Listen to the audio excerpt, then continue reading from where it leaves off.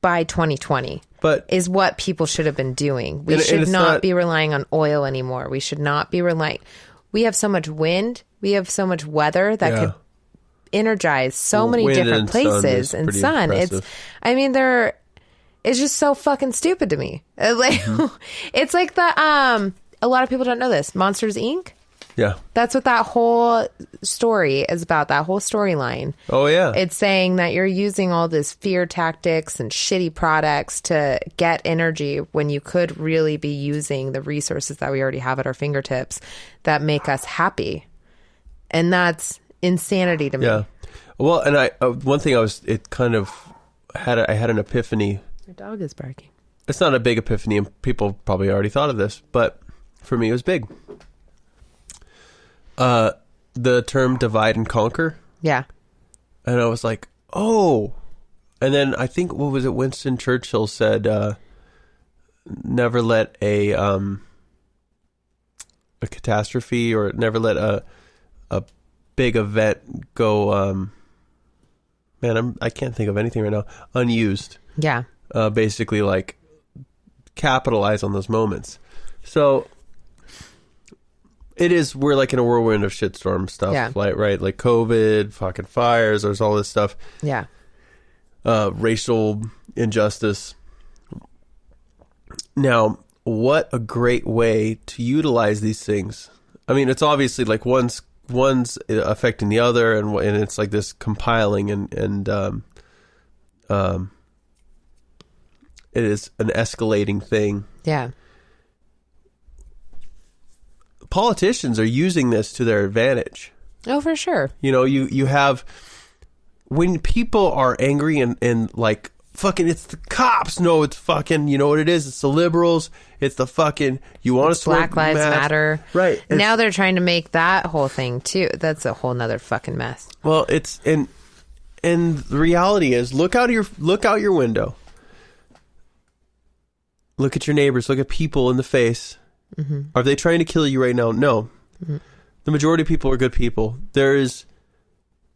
Well, but here's the thing. So you get all these people worked up, right? Yeah, exactly. And it's great distraction, so they can... When you're worked up, you do not make rational decisions. This has been thrown across the board constantly. Right. It goes for cops. It goes for liberals. It goes for protesters. Yeah. It even goes for fucking looters. You are not thinking correctly when you are in flight or fight mode. Yep. And that is what's happening, is everyone is in this fight or flight mode when really you just got to be a nice, decent person. Mm-hmm. And it goes both ways. If you confront someone and you look at them just going in with it as a fight, like if I were to go, it even goes in your own household. Say I am mad at you because I want you to make coffee, but I don't want to tell you to make coffee. And then I stew about it in my own head. Like, he's not going to make coffee. I'm going to have to do it. I'm going to have to fucking do this. I've already had an argument in my head with you. Yeah. Which makes me already prone to have an actual argument with you outside of my brain.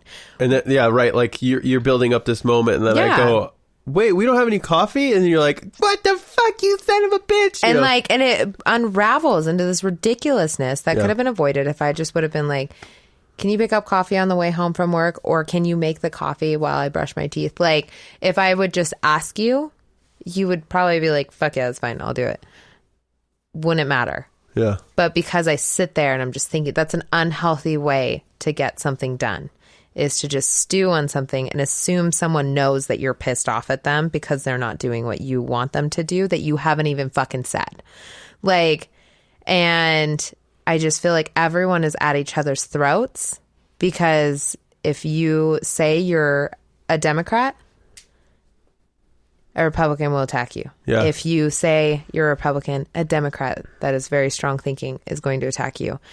My tactic... Right, they're like, what side are you on? My tactic is almost creepy to the point where no one really knows what side I'm on because I'm not really on a side. I agree with a lot of things that come from everyone's mouths. Yeah. And from different points of view and relating why they have that point of view to their own experience. And that's very important because now I have people in my friend group that are very conservative and Republican. But yet, if I say something in a way of compassion and care and worried about other people, it changes their mindset because they're like, well, fuck, I don't know if she's a Republican or a Democrat, but she has a great view on that because she cares about the other person. Right.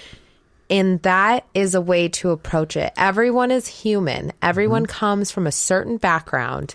And whether you were given a cake on a plate with so much money that you can do all the things you want to do, or if you come from a background where you have worked your ass off to get where you are and still people shit on you, doesn't make it any different. They don't know just as much as you don't know. Yeah. You guys come from two different playing fields. Like, you just have to fucking look at people and be like, hey, like, that's your mindset, but I'm going to slowly chip away at it until you become a better person. And it has nothing to do with your political views. I give a rat's ass who you're going to fucking vote for. I just want you to be a better human being to other people that approach you. And that, I think that's kind of what I had to overcome with my anxiety and depression lately, because I just felt like I was seeing so much of the bad and just focusing on the bad. Yeah. Which, if you do that too, that's going to lead you into a fucking spiral.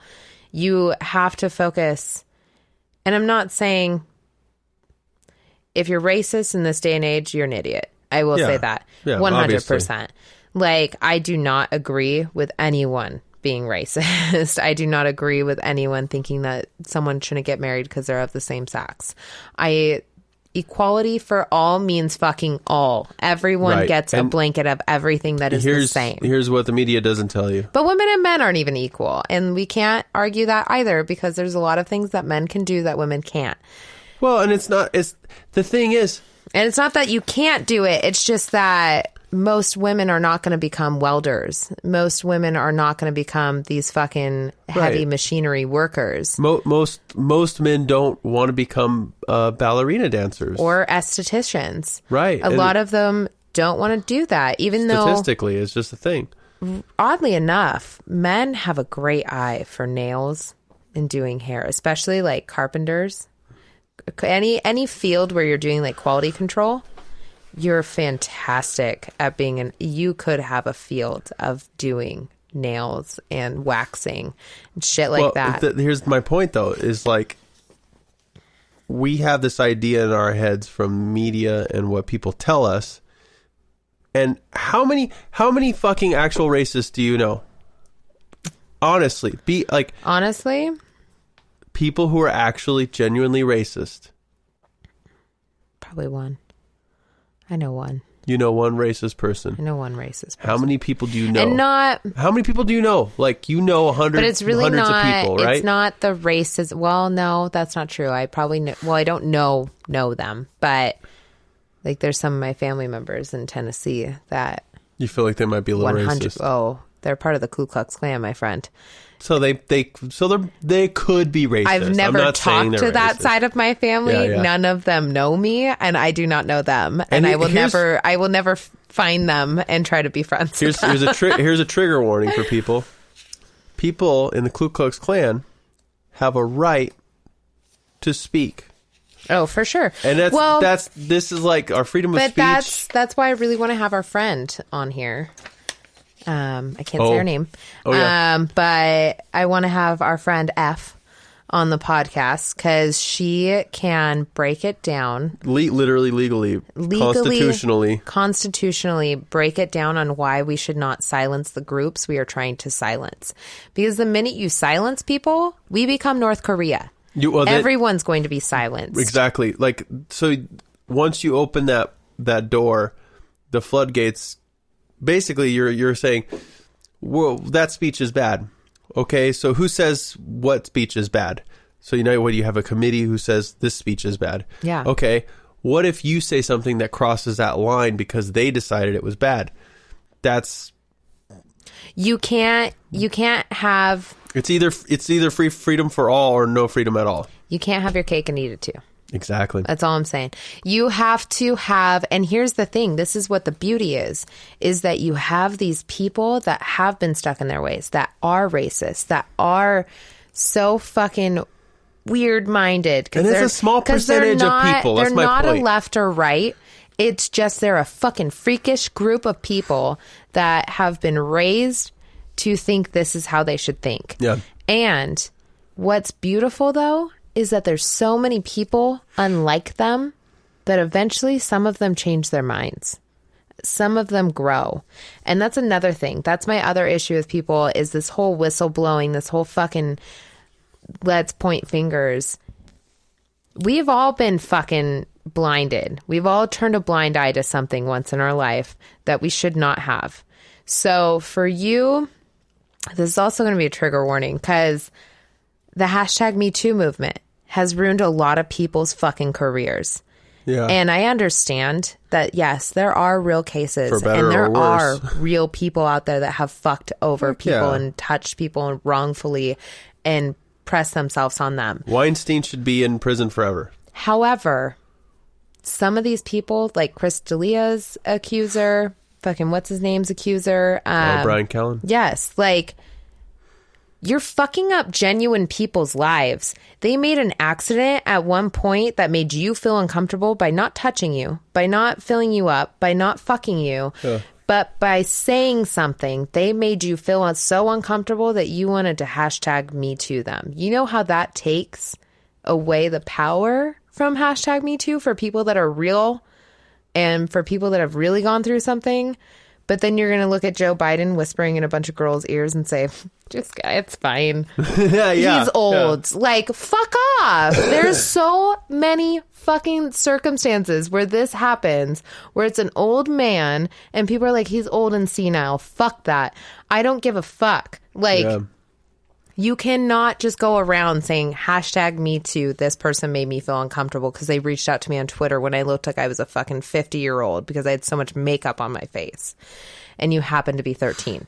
Yeah, it's just awkward and weird. Like, at that point, who's the catfish? like let's be real. And there's just, you can't. I've always followed this thing is when you point at someone, you have 4 fingers pointing back at you. Or 3, whatever. Yeah. You have 3 fucking fingers pointing back at you. You have all 10 of your fingers. You have all like 10 ass. And all 10 of your toes are just like sticking in your face.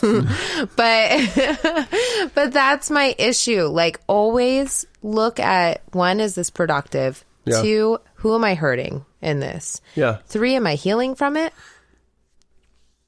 Ask those questions to yourself. I have we have family, we have friends so upset who are super against Trumpers. Mm-hmm. For obvious reasons. He's a fucking piece of shit. Obviously. I think I hate him more than you do. No, I think he's a terrible president. Yeah. He's a great entertainer. He's hilarious. He's 100% the most entertaining person I've ever watched. He should be a comedian, not a fucking president. But we have a lot of people who are very against Trump and Trumpers. And I try, like, driving to Idaho. I work in Idaho right now. Mm-hmm. And I see all these Trump signs and Trump flags. And they're people with trucks with giant American flags and the Don't Tread on Me symbol and the Trump flag. And we have them in Spokane. We got them all over. And I have to, because the instant reaction of the people I know is fucking racist asshole Trump motherfucker.